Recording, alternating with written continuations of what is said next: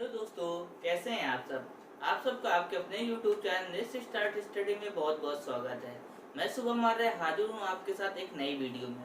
आज हम क्या करेंगे, सीटेट के जितने प्रीवियस ईयर क्वेश्चन हैं उसके मोस्ट इम्पॉर्टेंट क्वेश्चन को हम लोग डिस्कस करेंगे, ठीक है, ताकि आप लोग एग्जाम में बहुत अच्छे से कर सके, जिससे कि आपको समझ आए कि आपके एग्जाम में कैसे क्वेश्चन आते हैं, किस तरह के प्रश्न आपके सीटेट एग्जाम पूछता है और आपके मैथ में अच्छा से अच्छा स्कोर कर सके।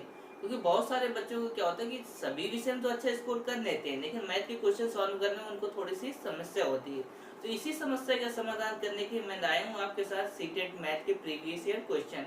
आज के दिन हम लोग क्या करेंगे, 6 फरवरी 2023 के जितने मोस्ट इंपॉर्टेंट क्वेश्चन आपके मैथ के सेक्शन में पूछे गए तो उन क्वेश्चन को हम लोग डिस्कस करेंगे। सीटेट में क्या होता है, मैथ में कुछ 2 प्रकार के क्वेश्चन पूछे जाते हैं, ठीक है। कौन कौन से पूछे जाते हैं, एक तो सीटेट कितने क्वेश्चन आते हैं, 30 क्वेश्चन आते हैं, ठीक है। इसमें क्या होता है, 15 क्वेश्चन मैथ के होते हैं और 15 क्वेश्चन होते हैं मैथ पेडागोजी के। ये जो मैथ पेडागोजी का सेक्शन है हम किसी और वीडियो में डिस्कस करेंगे। आज की वीडियो में ये जो मैथ के 15 क्वेश्चन पूछे जाते हैं उनको डिस्कस करेंगे, ठीक है। इसमें क्या होता है, मैथ के जो 15 क्वेश्चन होते हैं मोस्टली किससे किससे आते हैं, अर्थमेटिक से आते हैं और किससे आते हैं, एडवांस मैथ से आते हैं। अभी तक तो जो प्रीवियस ईयर एग्जाम देखे गए उसमें क्या होता है, मोस्टली क्वेश्चन जो अर्थमेटिक के जो क्वेश्चन होते हैं वो थोड़ा टफ होते हैं, मॉडरेट लेवल के आते हैं, बहुत ज्यादा हार्ड नहीं आते जैसे कि एसएससी वगैरह पूछती है। लेकिन जो एडवांस लेवल के जो क्वेश्चन होते हैं वो आपके बेसिक क्वेश्चन जैसे कक्षा 6, 7, 8 की जो बुक के क्वेश्चन होते हैं, सीधा फार्मूला बेस्ड क्वेश्चन पूछता जाता है। तो ये कैसे क्वेश्चन आते हैं, इजी क्वेश्चन आते हैं, ठीक है। तो आप लोगों को टेंशन लेने की कोई जरूरत नहीं, हम क्या करेंगे सारे क्वेश्चन को डिस्कस करेंगे।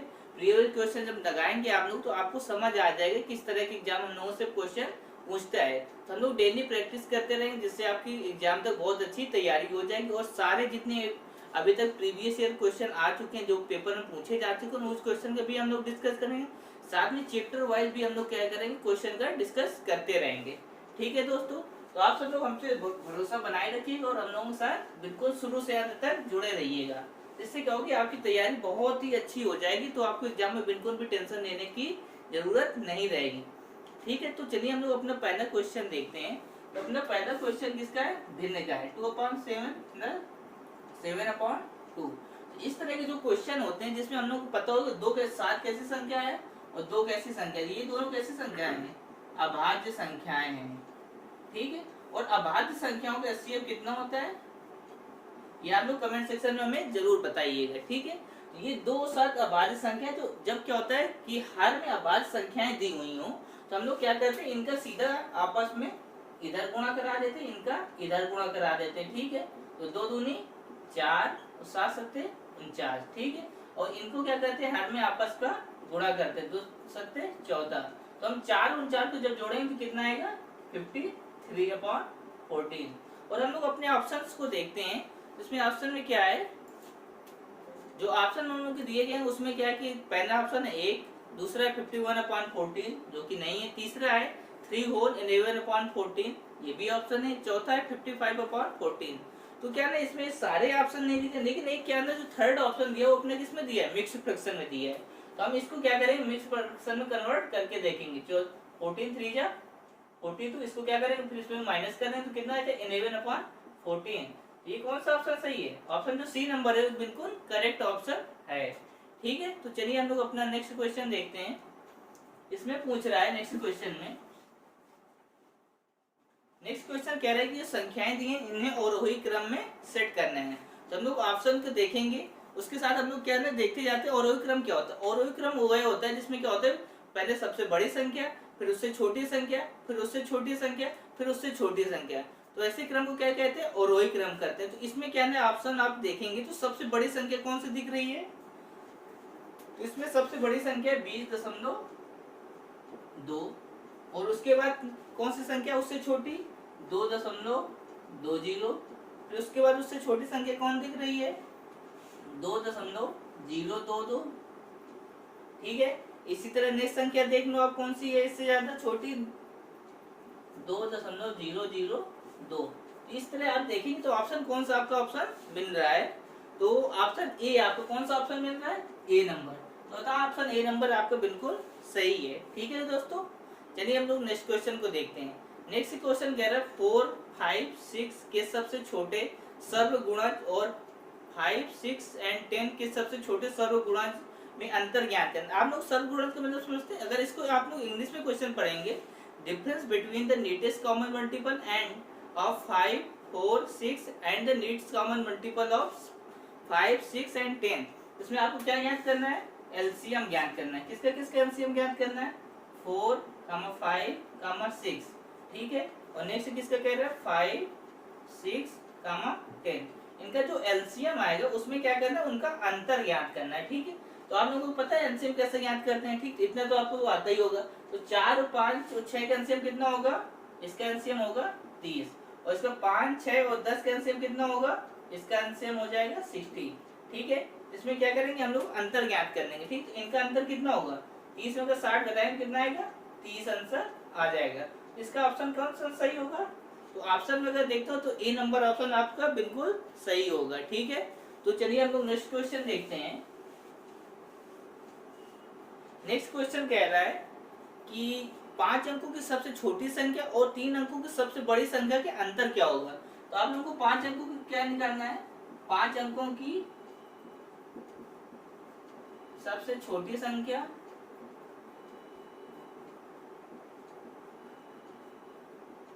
कितनी होती है? 5 अंकों की सबसे छोटी संख्या 10,000, और 3 अंकों की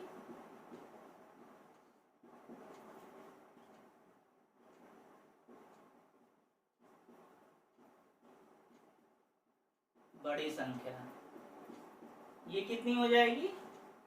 999। ठीक है ना, हम लोग क्या कहना कह रहा है? इसका अंतर ज्ञात करना है। इसको अंतर हम लोग ज्ञात करके देख लेंगे। ठीक है, 0 में 9 घटता नहीं तो हम इससे एक कैरी लेंगे।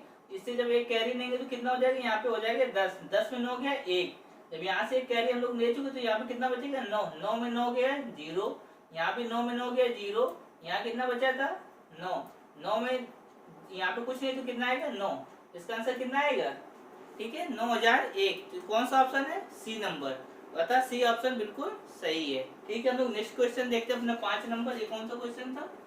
4 नंबर। ठीक, 5th नंबर क्वेश्चन देखते हैं। इसमें कह रहा है 27,777 प्राप्त करने के लिए 7,077 और 7,707 और 7,007 के योगफल में क्या जोड़ना होगा? हमें क्या कह रहा है? क्या जोड़ना होगा ताकि कितना प्राप्त हो जाए? 27,777 प्राप्त हो जाए। इसके लिए हम लोग सबसे पहले क्या कर लेंगे? जो हम लोग ने दिया है 7,077, और नेक्स्ट संख्या कौन सी दी है? 7,707 प्लस 7,007। इनको पहले सबसे क्या करेंगे? जोड़ लेंगे। ठीक है, इनको जोड़ने से कितना आएगा? 7, 7 2 14, 7 का 21, 2 आंसिन बचा। ठीक है, 7 2 9 और ये 7, 7 7 14, 7 का 21, 21,791 आपका आ जाएगा ना। ठीक है, हम लोग क्या करें? जो 21,000 आए उसमें क्या करेंगे? 21,791 इसमें से घटा देंगे तो कितना आंसर आएगा? 7 में 1 गया 6, 7 में 9 घटेगा नहीं तो 17 में 9 गया 8, और यहाँ बचा 6, 6 में 7 जाएगा, 16 में 7 गया 9, और इसके बाद यहाँ 6 बचा, 6 में 1 गया 5। तो इसका आंसर कौन सा आएगा? 5,986। ठीक है ना, तो कौन सा ऑप्शन सही है? तो आपका बी नंबर जो ऑप्शन है बिल्कुल सही है। ठीक है दोस्तों, चलिए हम लोग नेक्स्ट क्वेश्चन देखते हैं। 6 नंबर क्वेश्चन में क्या दिया गया है? जो 6 नंबर क्वेश्चन है उसमें कह रहा है किसी विद्यालय में 320 विद्यार्थी हैं जिसमें से 1/4 लड़कियां और शेष लड़के हैं। कितने विद्यार्थी दिए हैं टोटल?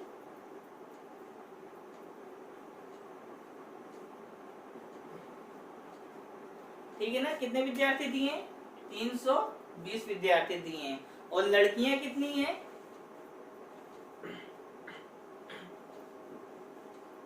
लड़कियां दी दी हैं कुल विद्यार्थियों का। कुल विद्यार्थी कितने हैं?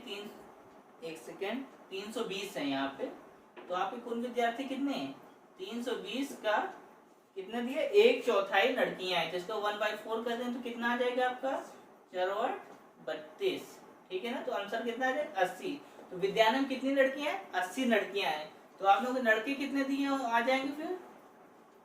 तो 320 में 80 घटा दें कितना जाएगा 240। तब विद्यालय में कितने लड़के हैं 240 लड़के हैं। ठीक है, अब इसमें कह रहे हैं लड़कों की संख्या के 2/3 क्या है खिलाड़ी, कितना इनका 2/3 क्या है प्लेयर्स हैं खिलाड़ी। तो इसका करेंगे कितना आ जाएगा, ये 80 हो गया, 8 दूनी 16, 160। यानी कि विद्यालय में कितने लड़के खिलाड़ी हैं 160। तो आपसे बस पूछा कि ऐसे लड़के बताओ जो खिलाड़ी नहीं है, तो हम लोग क्या करेंगे 240 में अगर 160 घटा दे तो क्या आ जाएगा, इतने बच्चे खिलाड़ी नहीं है, तो कितने बचेंगे 80 बचेंगे। ये तो क्या हुआ आप लोगों का क्या है लॉन्ग मेथड, लेकिन आप लोग एग्जाम में बिल्कुल भी ऐसा नहीं करना है कि हम लोग इतना सॉल्व करेंगे। ठीक है, सबसे पहले हम लोग क्या करेंगे, विद्यार्थी कितने दिए हैं 320 दिए, इसका क्या करेंगे 1/4, लड़कियां कह रहे 1/4 है, तो लड़के कितने होंगे यहाँ पे विद्यार्थी में, यानी अगर टोटल 4 विद्यार्थी इसमें से 1 लड़के हैं, लड़के कितने बचेंगे 3 लड़के बचेंगे ना। ठीक है, 1% भाग उसका लड़के, तो 3 भाग लड़कियां हो जाएंगी। तो आप लोग क्या करेंगे 320 का 3/4 ज्ञात कर लेंगे। ठीक है, और उसके बाद क्या करेंगे, ये कितना आ जाएगा आपका 240। अब 240 क्या है टोटल लड़के हैं। ठीक, अब उसके बाद क्या है खिलाड़ी नहीं, 2/3 खिलाड़ी हैं, कितने पूरे स्कूल में 3 लड़कों में से 2 लड़के क्या गेम्स खेलते हैं, तो बचे कितने बच्चे ऐसे हैं जो गेम्स नहीं खेलते, एक बच्चा कैसा है 3 में से जो गेम नहीं खेलता है। तो हमें क्या करना है इसमें से 1/3 निकाल देना है, कितना बचेगा 80। तो यानी कि विद्यालय में 80 बच्चे ऐसे हैं जो क्या करते हैं गेम में पार्टिसिपेट नहीं करते हैं। तो आप लोग क्या करना है पूरा सॉल्व नहीं करना है, हमें क्या करना है शॉर्टकट मेथड अपनाना, सीधा जो पूछा जा रहा है वो सीधा पॉइंट अप कर देंगे और सॉल्व करते हुए चले जाएंगे, क्योंकि हम लोग के पास एग्जाम में इतना टाइम नहीं होता कि हम क्या करें पूरा इसको सॉल्व करें। तो इसका कौन सा ऑप्शन आ जाएगा, ए नंबर ऑप्शन सही है। मुझे उम्मीद है कि आप लोग ये ऑप्शन मतलब सॉल्व करना आ गया होगा। ठीक है, चलिए हम लोग नेक्स्ट क्वेश्चन देखते हैं। हम लोग का नेक्स्ट क्वेश्चन क्या कह रहा है, एक टैक्सी का मीटर पहले 2 किलोमीटर चलने के लिए 40 रुपए का भाड़ा दिखाता है और उसके बाद प्रति किलोमीटर की यात्रा करने के लिए 15 रुपए का भाड़ा दिखाता है। मोहन अपने घर से यात्रा के लिए कितने रुपए किराया दिया, किराया उसने कितना टोटल दिया है 190 रुपए। तो हमने क्वेश्चन में ज्ञात करना है घर से उसके ऑफिस तक की दूरी कितनी है, तो हमें क्या ज्ञात करना है दूरी फाइंड करनी। ठीक है, उसमें टोटल किराया दिया है 190 रुपए। ठीक, इसमें क्वेश्चन में क्या कह रहा है कि 2 किलोमीटर की यात्रा के लिए पहले कितना भाड़ा देना पड़ता है, 2 किलोमीटर की पहले कितना भाड़ा देना पड़ता है 40 रुपए। ठीक है, उसके बाद प्रति किलोमीटर चलने के लिए 15 रुपए देना पड़ता है। ठीक है, प्रति किलोमीटर के हिसाब से देना पड़ता है कि मतलब 2 किलोमीटर के बाद जितने भी किलोमीटर जाएंगे उसके लिए 15 रुपए प्रति किलोमीटर के हिसाब से चार्ज करें। तो इस टाइप के हम लोग क्वेश्चन में क्या करते हैं, सबसे पहले क्या करते हैं शुरुआती कितना दे दिया गया, शुरुआती हम लोग 2 किलोमीटर के लिए कितना दे रहे हैं 40 रुपए दे रहे हैं। ठीक है ना, इसमें क्या करेंगे सबसे पहले 40 घटा दो, ये कितना आ गया 150 रुपए। ठीक है, अब क्या है 15 रुपए प्रति किलोमीटर के हिसाब से दे रहे हैं, तो 150 रुपए कितने किलोमीटर के लिए देंगे, तो इसमें 15 का भाग दे दो। तो हम लोग क्या करेंगे इसमें हम लोग कितनी डिस्टेंस आ गई 10 किलोमीटर। तो यानी कि ये क्या है 10 किलोमीटर दूरी है और कितनी 2 किलोमीटर ये चले, तो टोटल कितनी डिस्टेंस होगी 12 किलोमीटर। तो घर से ऑफिस की दूरी कितनी हम लोगों को ज्ञात होगी 12 किलोमीटर। इसका कौन सा ऑप्शन सही हो जाएगा, तो इस क्वेश्चन का कौन सा ऑप्शन, ऑप्शन ए नंबर बिल्कुल सही होगा। ठीक है दोस्तों, तो चलिए हम लोग अपना नेक्स्ट क्वेश्चन 8 नंबर देखते हैं। 8 नंबर क्वेश्चन में क्या कह रहा है, एक बाल्टी के 2/7 भाग में पानी है, बाल्टी को ऊपर भरने के लिए 15 लीटर पानी की और आवश्यकता है, तो बाल्टी की धारिता ज्ञात करना है। चलिए ये देखो कितना सिंपल क्वेश्चन दिया गया, लेकिन अगर इसको क्या है ना आप लोग उस तरह सॉल्व करेंगे कि पूरा पहले 2/7 करेंगे फिर उसकी कितनी धारिता, तो बहुत सारा आप लोगों का टाइम वेस्ट हो जाएगा। तो इसमें आप लोग सबसे पहले क्या करना है, बाल्टी कितनी दी है 2/7 भाग भरी है, यानी कि इसमें आप समझो बाल्टी टोटल कैपेसिटी कितनी है, बाल्टी की टोटल कैपेसिटी कितनी है 7 लीटर की। इसमें 2 लीटर पानी मानना कि भर दिया गया, कितना भरा है 2 लीटर भरा हुआ है। ठीक है, तो अभी हम लोग कितना भाग खाली है, अगर 7 में 2 घटाएंगे यानी 5 भाग जो है बाल्टी का खाली है। ठीक है। तो इसी क्वेश्चन में क्या कह रहे हैं, बाल्टी को पूरा भरने के लिए कितने लीटर पानी की आवश्यकता है, 15 लीटर की आवश्यकता है। 5 भाग खाली यानी 15 लीटर 5 भाग में पानी आ जाएगा। तो एक भाग में कितना पानी आ जाएगा, 3 लीटर का। तो टोटल फिर उसमें क्या पूछा, टोटल बाल्टी में कितना पानी आ सकता है, यानी 7 भाग पानी आता है ना, तो 7 गुणते 3 लीटर कर देंगे तो कितना आएगा, 21 लीटर। यानी बाल्टी की टोटल क्षमता कितनी आ जाएगी, 21 लीटर। बाल्टी में कितना पानी आ जाएगा, 21 लीटर। ठीक है दोस्तों, चलिए इसका ऑप्शन कौन सा सही होगा, तो इसका ऑप्शन ए नंबर बिल्कुल सही होगा। ठीक है दोस्तों, आप लोगों का नेक्स्ट क्वेश्चन दिया गया है 9 नंबर। एक रेलगाड़ी है, वो क्या करती है, स्टेशन ए से, एक ही आपका स्टेशन है ए नंबर, यहाँ से चलना प्रारंभ करती है तथा स्टेशन 20 पर वो कितनी उसी दिन कितने में पहुंच जाती है, स्टेशन 20 पे। यहाँ से चलती है स्टेशन बी के लिए जाती है, यहाँ से कितने टाइम चलती है, 17:40 पे चलना शुरू करती है। ठीक है, और स्टेशन बी पर कितने पे पहुंचती है, 22:15 बजे पहुंची है। ठीक है ना, तो हम लोग क्या करेंगे, 17:40 पे चली, 22:15 पे पहुंची है। तो सबसे पहले क्या करते हैं हम लोग, मिनट को कोशिश करते हैं कि बराबर हो जाए। तो क्या ये 40 है, अगर इसमें 20 और जोड़ दें, 20 मिनट और जोड़ दें तो कितना मिनट हो जाएंगे, 18 बज जाएंगे ना। ठीक है, कितना जोड़ते हैं हम, 20 अगर जोड़ दें तो ये कितना हो जाए, 18 बजे से ये कितने 22 तक जाने के लिए कितने घंटे चलेगी, 4 घंटे चलेगी ना दोस्तों। ठीक, 18 से 22 जाने के लिए कितने घंटे ट्रेवल किया इसने, 4 घंटे ट्रेवल, और ये 15 मिनट एक्स्ट्रा दिया हुआ है। यानी ये जो 20 मिनट आप कहते हो और ये 15 मिनट जोड़ दें तो आंसर कितना आ जाएगा, 4 घंटे 35 मिनट। ठीक है ना, तो कितनी ट्रेवल किया, 4 घंटे 35 मिनट। तो उससे पूछा क्या गया है, रेलगाड़ी के द्वारा यात्रा करने में लगा समय, तो कितना यात्रा करने में लगा समय हो गया, 4 घंटे 35 मिनट। ठीक है, तो चलिए अपना नेक्स्ट क्वेश्चन देखते हैं।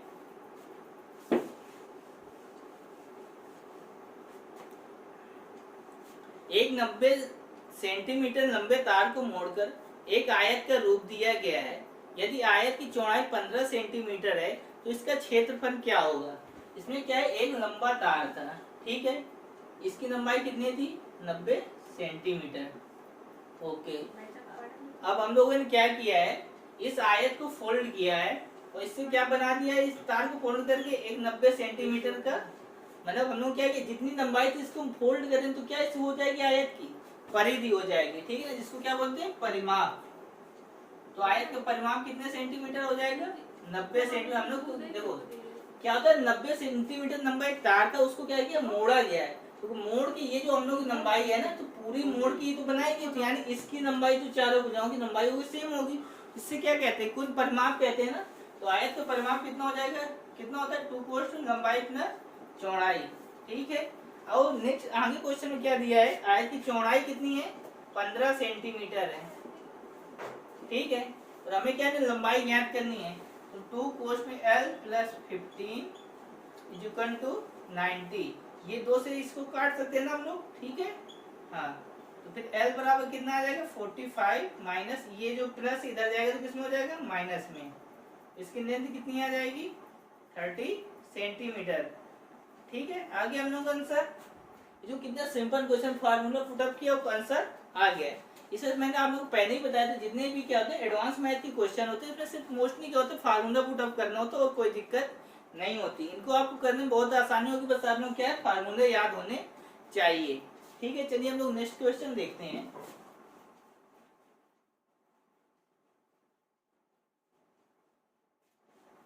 नेक्स्ट क्वेश्चन क्या आ रहा है, 4 और 2/3 समकोण के डिग्रियों की संख्या 395 में से कितने अधिक है। इसमें क्या कह रहा है, 4 और 2/3, ठीक है, 2/3 समकोणों में से, तो कितने में, समकोण कितना होता है, 90 डिग्री का होता है ना समकोण। ठीक है, इसमें पूछा 4 और 2/3 में 395 से कितना अधिक, तो पहले इसको हम लोग सॉल्व कर देंगे। ठीक है, इसके नीचे एक मान लो, इसको क्या है, क्रॉस मल्टीपल कर दो, जो हम लोग क्या किया पहले क्वेश्चन में बताया था ना, 4 3 12 प्लस 2/3 गुणते 90। ठीक है, इससे हम लोग काट सकते हैं ना, क्योंकि गुणा में तो ये कितना हो जाएगा, 30 और ये 12 तो 14 उड़ते 30 कितना आ जाएगा ये 420। ठीक है, ये हम लोग इतना आ गया। अब फिर इसमें क्या है 395 कितना दी, तो इसमें क्या करें 395 घटा दें तो कितना आंसर आएगा, 10 में गया 5, 11 में हो गया 2, यानी कितना आंसर आएगा 25 डिग्री। ठीक, तो इसका कौन सा ऑप्शन सही होगा, तो इसका ऑप्शन डी नंबर बिल्कुल सही होगा। ठीक है दोस्तों, नेक्स्ट क्वेश्चन है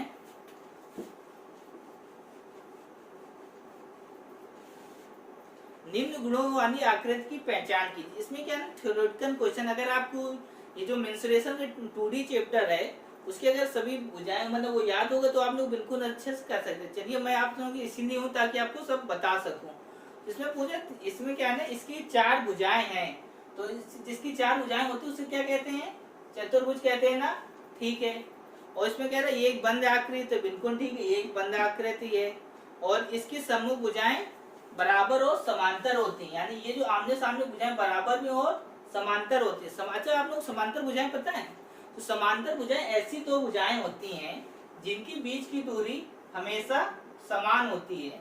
जैसे आप लोगों रेल की पटरियां देखी है ना, इनकी बीच की दूरी हमेशा समान होती है और ये भुजाएं आपस में कभी भी एक दूसरे से नहीं मिलती। ऐसी भुजाओं को क्या कहते हैं, समांतर भुजाएं कहते हैं। ठीक है, और इसका नेक्स्ट 4 नंबर क्या दिया है, इसके सभी कोण कितने हों 90 अंश के हों।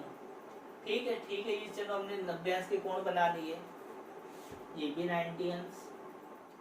अब इसमें ऑप्शन में दिया है आप लोगों के मतलब क्या है ना, ऑप्शन कौन कौन से होंगे, ये क्या केवल आयत है, तो आप लोगों को पता हो कि ऐसी मतलब ऐसी आकृति जिसके आमने सामने भुजाएं समान हो और प्रत्येक कोण 90 अंश को, इससे क्या आयत होता है ना, तो यहाँ ये आयत है, बिल्कुल सही, क्या है आयत। ओके ठीक है, और क्या ये वर्ग हो सकता है, बिल्कुल हो सकता है, अगर इसके ये भुजाएं बराबर हो।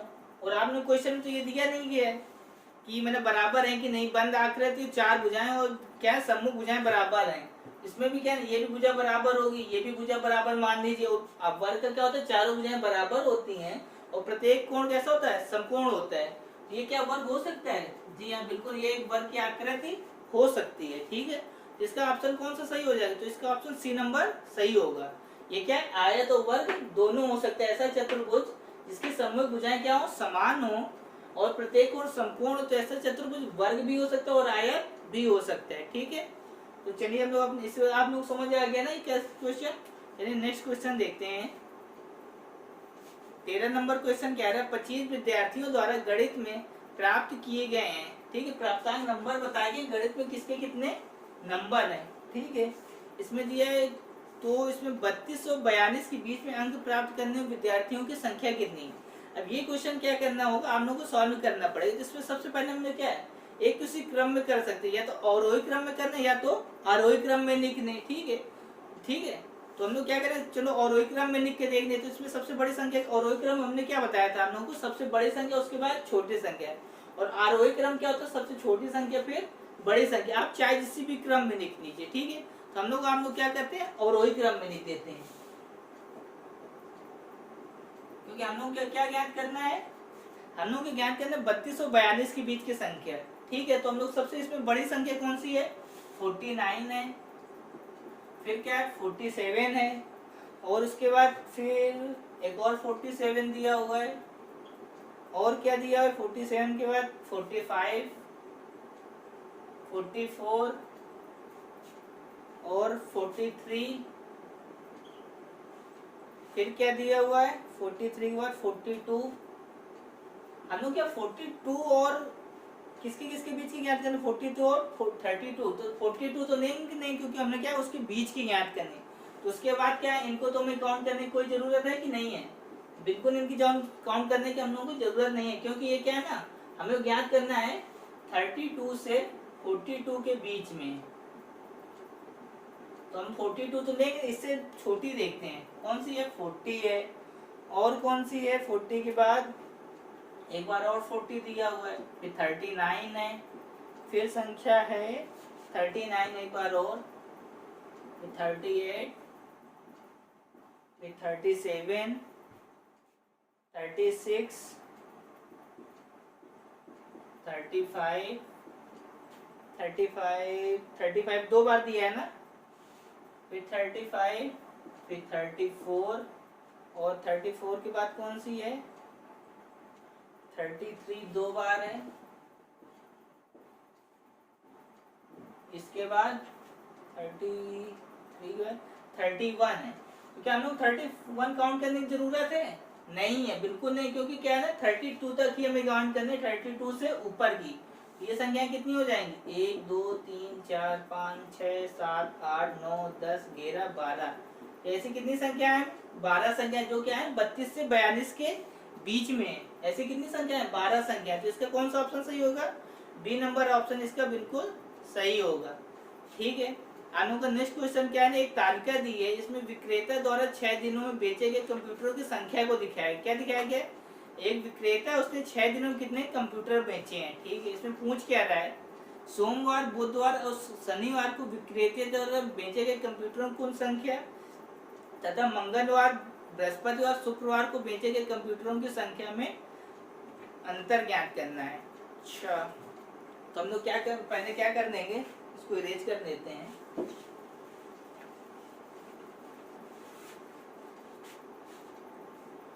हम लोग सबसे पहले किसके मंगलवार और वेडनेसडे और फिर सैटरडे को कितने कंप्यूटर बेचेंगे, इनको क्या करते हैं जोड़ लेते हैं।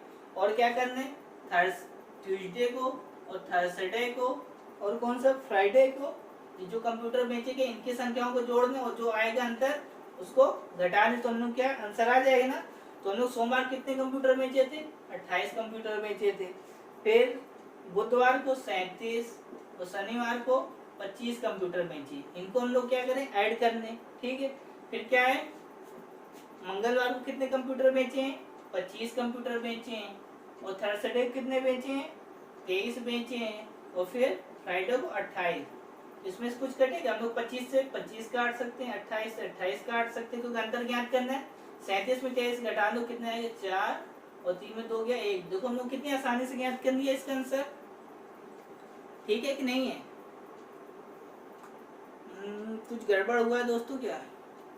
अच्छा, ये 38 था, हम लोगों ने 28 लिख दिया है। ठीक ठीक, ये एक पॉइंट मिस्टेक हुई हम लोगों की यहाँ पे। अच्छा, 28 में 38 घटाएं कितना बचेगा 10। ओके, ये 14, इसमें 10 जोड़ दें कितना आ जाएगा 37। ये कितना हो जाएगा, रुको रुको एक सेकंड, ये था 37 और ये था 23 10 33। 37 में इतना घटाएं कितना है 4। ठीक है, इसका आंसर कितना आएगा 4 आंसर आएगा। ठीक है, चलो नेक्स्ट क्वेश्चन देखते हैं। इसमें क्या है आप लोग क्या करना है सारे मतलब डेज के निकालने जिस दिन कितने कंप्यूटर जोड़े, फिर मंगलवार बुधवार शुक्रवार वालों को जोड़ देना, और मतलब मंगलवार बृहस्पति और शुक्रवार वालों को जोड़ देना, इनको जोड़ के अंतर जो आए उसको घटा देना। ठीक है, इसमें कह रहा है ऑब्जर्व द फॉलोइंग पैटर्न। इसमें क्या है एक पैटर्न बना के दिया गया, उसको क्या करना है ऑब्जर्व करना है। ठीक है, उसके बाद पूछ रहे अगली पंक्ति में दाएं पक्ष में संख्या क्या होगी। अच्छा ओके, चलिए इसको हम लोग करने की कोशिश करते हैं। पहले क्या दिया है 1 = 1, नेक्स्ट दिया है 3 + 5 = 8। ठीक है, फिर 7 + 9 = 27, और नेक्स्ट क्या दिया है 13 + 15 + 17 + 19 = 64। कुछ पैटर्न समझ आ रहा है इसका? इसमें ये ठीक यहाँ पे पॉइंट है, यहाँ पे प्लस 11 = 27 है। ओके, एक तो पैटर्न मुझे यहाँ पे दिख रहा है, ये क्या है 1 का क्यूब है, ये 2 का क्यूब है, ये 3 का क्यूब है, और ये 4 का क्यूब है। ये तो समझ आ गया। इसके हिसाब से हम देखें तो यहाँ पे कितना आना चाहिए 5 का क्यूब आना चाहिए ना 125। ये क्या हम लोग के ऑप्शन में दिया 125। हाँ जी, तो ऑप्शन नंबर कौन सा सी नंबर। इसका कौन सा ऑप्शन सही होगा? सी नंबर ऑप्शन बिल्कुल सही होगा। या तो एक तरीका ये आप कर सकते हैं, दूसरा तरीका देख सकते हैं, ये पहले 1 दिया है, फिर 3 + 5 8 दिया है, और 5 के बाद 2 जोड़ के 7 7 + 2 9 9 + 2 11 हो गया। फिर 11 के बाद इसमें क्या किया 2 जोड़ दिया है। ठीक, 11 के बाद 2 15 15 के बाद 2 जोड़ा है, तो यहाँ पे कितना 17 हो गया। इसके बाद 2 19 हो गया। अच्छा मतलब पहले में एक संख्या, दूसरे में फिर दो संख्याएं जोड़ी, तीसरे में 3, चौथे में 4। तो हम इसको एक और देख सकते हैं, यहाँ से 2 जोड़ा 21, 21 के बाद 23, 23 के बाद 25, 25 के बाद 27, 4 एक और 29। इनको जोड़ के देख लेते हैं, 1 2 3 4 5, 20 कितने बार दिए गए? 5 बार दिए, तो ये हो जाएगा। और इकाई का अंक हम लोग जोड़ते 1 3 4, 5 4 9, 9 7 16, 16 9 25। तो यानी कि 100 प्लस 25, यानी कितना आंसर आएगा? 125। तो अतः आप लोगों का आंसर 125 क्या है? बिल्कुल सही है। तो दोस्तों ये रही हम लोगों की आज का प्रैक्टिस है। इसमें हम लोग क्या है, सीटेट के जो 6 फरवरी 2023 को क्वेश्चन पूछे गए थे, वो सारे मैथ की जितना पोर्शन था उसको, उस पोर्शन को हम लोगों ने आज की वीडियो में कवर किए। नेक्स्ट डे हम लोग क्या करेंगे, एक नया प्रैक्टिस सेट लेके आएंगे। उसमें आप लोग अपनी तैयारी को भी जान सकते हैं कि आप लोगों को कितना आता है और आप लोग कितना स्कोर कर सकते हैं। ठीक है, उसके बाद जो आप लोगों को चैप्टर में कमी लगेगी, उन चैप्टरों को हम लोग डेली क्या करेंगे, डिटेल में डिस्कस करेंगे। फिर हम लोग क्या करेंगे, चैप्टर वाइज क्वेश्चन शुरू कर देंगे। फिर बीच बीच में मिक्स क्वेश्चन आते रहेंगे और प्रीवियस ईयर में क्वेश्चन आते रहेंगे। इससे आप लोगों के साथ क्या होगा कि बिल्कुल आप कंफर्म हो जाएंगे मैथ में 15 क्वेश्चन के लिए बिल्कुल टेंशन नहीं होने दो। आप लोग क्या करें, 15 में से बिल्कुल पूरे 15 क्वेश्चन सही करके आएंगे। आप लोग इसको बिल्कुल टेंशन लेने की जरूरत नहीं है। अगर आप मेरे साथ शुरू से जुड़े रहे तो हम लोग 15 में से 15 क्वेश्चन करके आएंगे। ठीक है दोस्तों, मिलते हैं नेक्स्ट वीडियो में।